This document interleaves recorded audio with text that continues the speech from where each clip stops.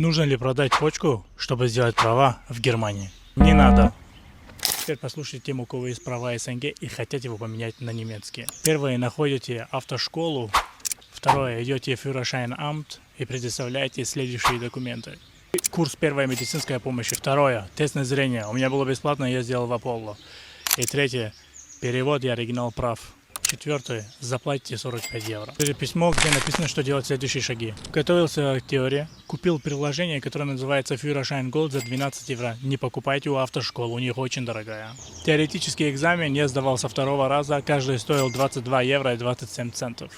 И у меня было 17,5 раз уроков вождения, и каждый стоил 110 евро. И один еще перед экзаменом, который стоил 150 евро, один урок вождения.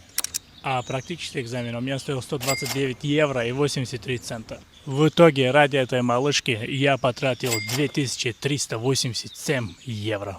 А сколько потратили вы? Напишите в комментариях.